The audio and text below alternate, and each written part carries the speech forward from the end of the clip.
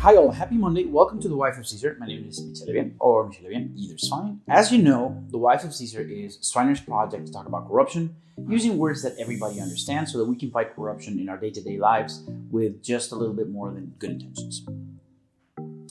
As in every show, we will have a piece of news, a case, and a typology. And today's news has to deal with Genaro Garcia Luna, who has been in the news for the past week as being linked to the Sinaloa cartel for receiving bribes in duffel bags filled and stuffed with millions and millions of dollars. Now, a little bit of background.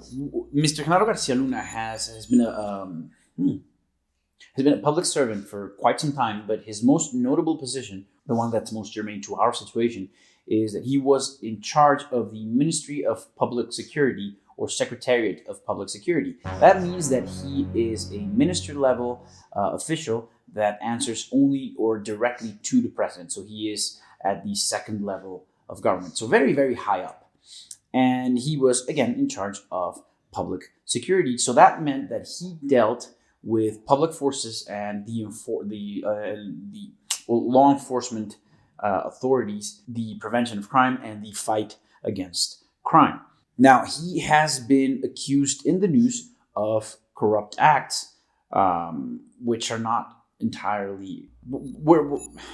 It's not for us to say that they're false or not, but the accusations as they have been portrayed in the media are a bit inaccurate because the media has very widely spread that he received, again, duffel bags or briefcases stuffed with cash, which is not untrue, but those are not the crimes that he's being charged with. Now, over the course, as you probably know and follow, the case of Joaquin El Chapo Guzman, and over the course of that case, several testimonies or several statements emerged from witnesses declaring, well, many things, among which that the Sinaloa cartel paid hefty bribes to high-level officials, such as Mr. Garcia Luna. Now, they claimed that, or a witness claimed that he paid at least $3 million in cash to Garcia Luna.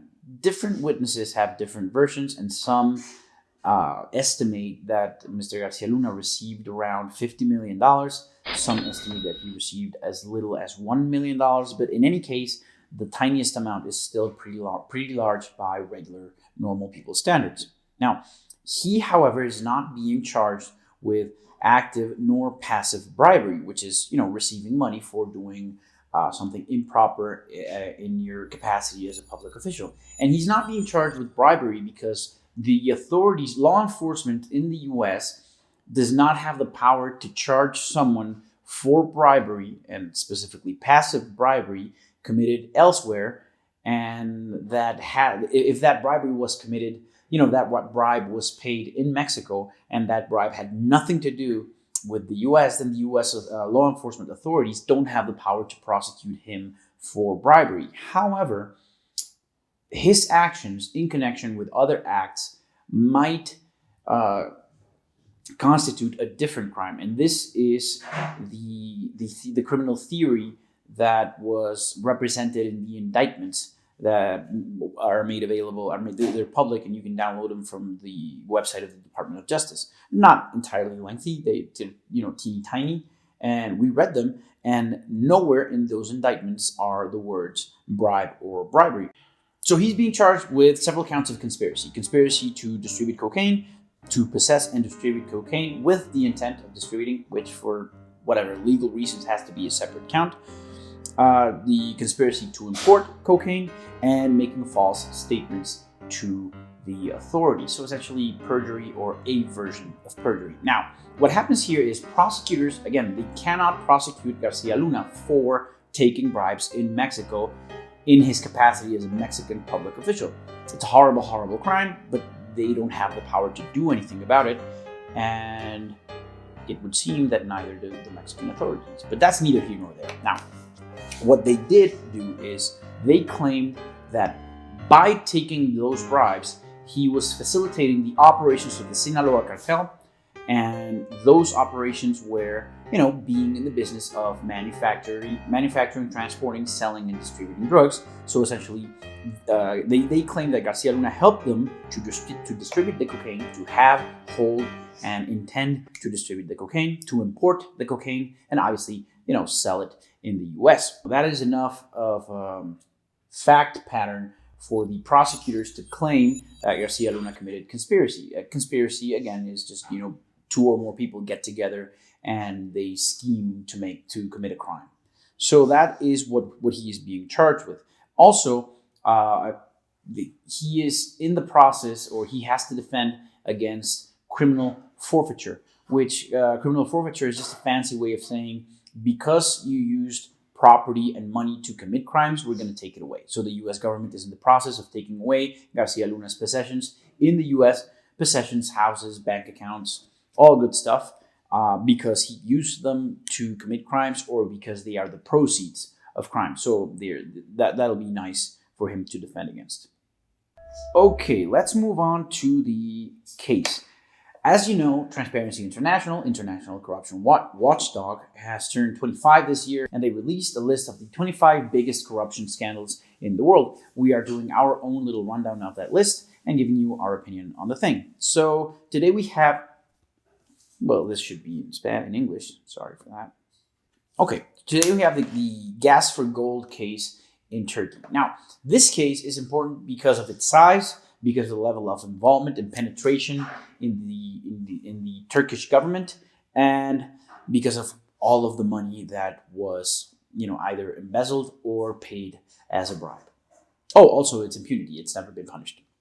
Now, what happened here is that these facts emerged in 2014. Around 2013 and earlier, the US had imposed sanctions on Iran because Iran was doing nuclear research, and the US fears that they were using the results of that research to produce nuclear weapons. Now, this resulted in diplomatic and international conflicts, which in turn resulted in sanctions, so informally an embargo. If you could not, or a lot of countries could not do business with Turkey, and if they did, that would have been illegal, because in the US, in the eyes of the United States and its allies, it might have been, in a way, facilitating or financing terrorism or terrorist activities. Okay, however, Iran found a very nice loophole with the help of Turkey. Now, you have to remember that Turkey changed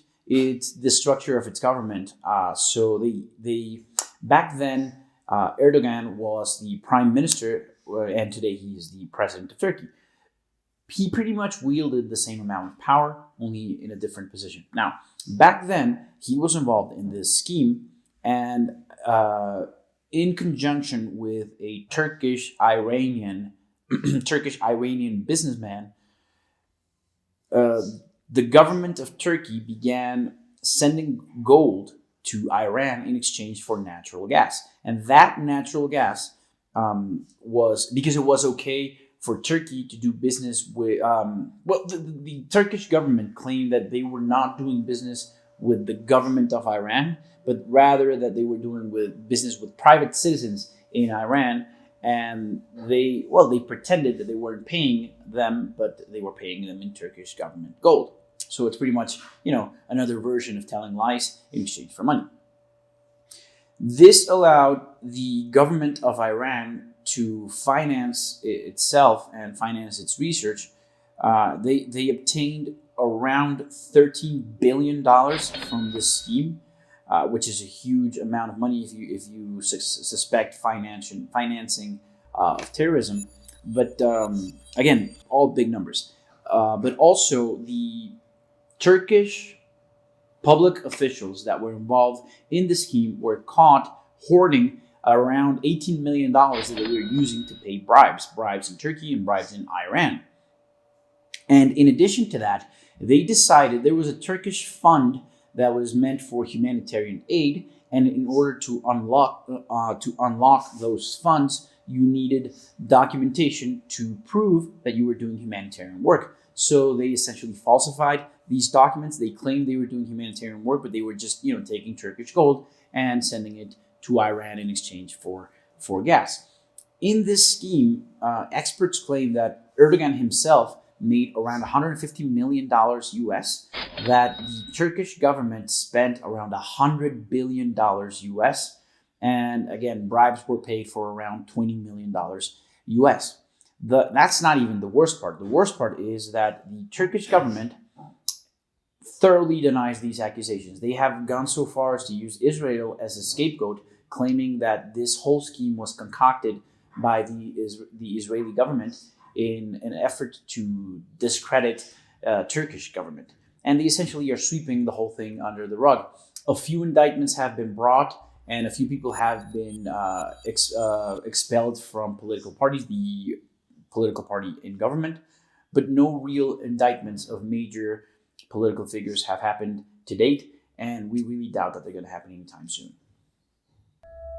Awesome. Let's move on to the typology. Now, typologies are concrete examples of discrete phenomena. So that means, for our purposes, it's the specific example of the concrete steps that you would take to commit an act of corruption, to pay a bribe, or whatever. So today I get to talk to you about stock certificates. Now, as we've discussed before, any person can create a company, and that company becomes an entity. We treat it as a person, right?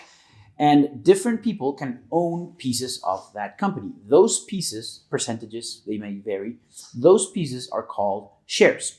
And these shares are essentially, they entitle you to own a tiny fraction or large fraction of the business. Those portions of business, those percentages have to be embodied or represented somewhere. So we decided, the lawyers decided to embody those shares in a piece of paper, and we call those pieces of paper stock certificates. Now, for a long time in different countries, stock certificates could be made to bearer. That means that they didn't nominate an owner. They didn't have the name of the owner of the certificate on its face. So whoever held the piece was the actual owner of the piece of the company. Whoever held the piece of paper was the owner of the part of the company, of the shares. The law has changed, and only very few countries like Panama allow for bearer shares. So what a lot of people do is they create a shell company in just any other company in any other country. It could be Delaware in the U.S., or it could be Mexico, any country, and those shares are nominated, and they designate the owner on their face, right? On the actual piece of paper, it has the name of the owner. But that owner is what we call a straw man. So essentially, that person, she just pretends to own the company, but really someone else owns it. What we call a beneficial owner. And what you would do is, because of the way companies work, it is generally allowed to sell shares by selling the stock certificates, by handing the stock certificate to someone else in exchange for money. And a very easy way of selling the stock certificate, or proving that the stock certificate is not stolen, it was actually sold, is what we call endorsing. Endorsing means you sign the piece of paper on the back of it, or anywhere. And by endorsing a stock certificate, if the certificate is endorsed in my favor, I still don't own a piece of the company, but I own the piece of paper that has the piece of the company. So I have the right. That gives me the right of going to the company and asking to be registered as an owner if I needed it. But as long as I hold a stock certificate and it's endorsed in my name,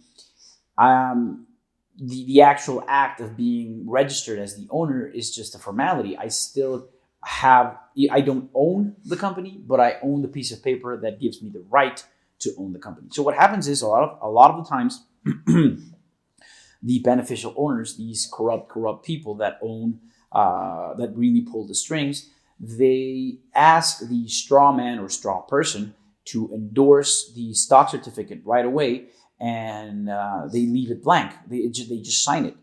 And the beneficial owner, the corrupt person, will keep that stock certificate stashed away in a safe deposit box, either at home, in an office, in a bank, wherever. And if need be, if and when the time comes, she or he has the power to go to the company and claim, I own these shares of stock. But this is only if she needs to do it. But in the meantime, even though the straw man is registered as the owner, the straw person can't do anything. They can't sell the shares because they don't hold the certificate in their hands. So that's a nifty way of sort of circumventing the law. Okay. So that's it for today. Thank you for joining us. As always, blow the whistle, denounce every act of corruption, but do so safely. If you're not sure whether or not what you're looking at is corruption, or you're not sure that you're completely safe, don't do anything, refrain from acting, and reach out to someone who might help you. Feel free to reach out to us at info@streiner.mx, and we will be glad to help you. But above all, please stay safe. Again, this was The Wife of Caesar. My name is Michele Bien, or Michele Bien, either is fine. And you have a happy Monday.